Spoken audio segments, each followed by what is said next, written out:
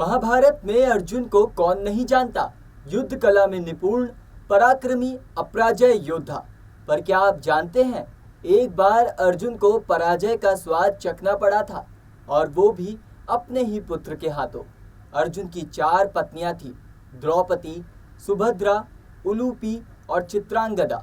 चित्रांगदा मणिपुर की राजकुमारी थी। एक बार अर्जुन वनवास के दौरान मणिपुर पहुंचे। वहां की राजकुमारी चित्रांगदा से मिले, जो न केवल सुंदर थी बल्कि युद्ध कला में भी निपुण थी। अर्जुन उनसे विवाह करना चाहते थे, लेकिन चित्रांगदा के पिता मणिपुर के राजा चित्रवाहन ने एक शर्त रखी।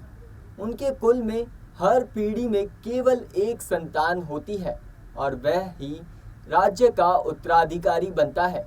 उन्होंने कहा, यदि चित्रांगदा से विवाह करते हैं तो उनका पुत्र मणिपुर में ही रहेगा और वहीं का राजा बनेगा। अर्जुन ने ये शर्त स्वीकार कर ली। उसके बाद क्या, विवाह हुआ और पुत्र का जन्म हुआ। रखा गया नाम बब्रुवाहन था। पर जैसे ही पुत्र जन्मा, अर्जुन अपनी जिम्मेदारियों की ओर बढ़ गए और चित्रांगदा तथा पुत्र को वहीं छोड़कर चले आए।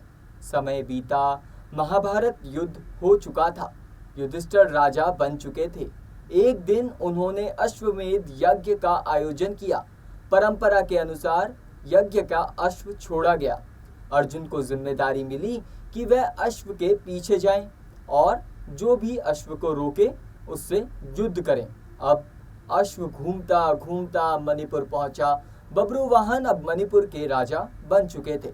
उन्हें जैसे ही ज्ञात हुआ कि अश्व के साथ उनके पिता अर्जुन आए हैं, वह आदर पूर्वक उनका स्वागत करने चले आए।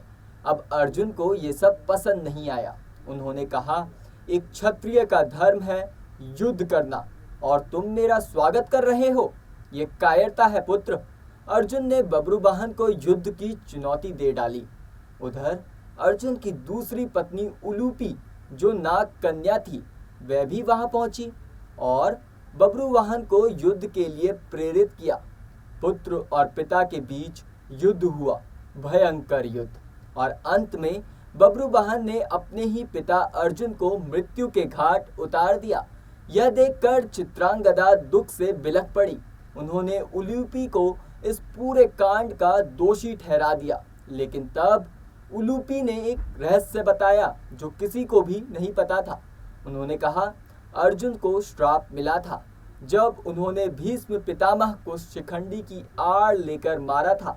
देवताओं ने कहा था कि अर्जुन को अपने ही पुत्र के हाथों मारा जाना पड़ेगा, तभी वह इस पाप से मुक्त होंगे। इसीलिए मैंने यह सब किया। इसके बाद उलूपी ने संजीवनी मणि से अर्जुन को जीवित कर दिया। जी हाँ, उसके बाद अर्जुन उठे और देखा, सामने खड़ा उनका ही पुत्र जिसने उन्हें हराया, लेकिन वही उन्हें जीवन दान भी दे चुका था। फिर वहां हुआ एक करुण लेकिन सुखद मिलन। पिता और पुत्र ने एक दूसरे को गले लगाया और अर्जुन ने गर्व से अपने पुत्र को देखा, जिससे न केवल युद्ध जीता बल्कि पिता को जीवन दान भी दिया। महाभारत की यह कथा हमें सिखाती है कि हर कर्म का फल तय है और नियति के चक्र का कोई रोक नहीं सकता, चाहे वो अर्जुन ही क्यों ना हो।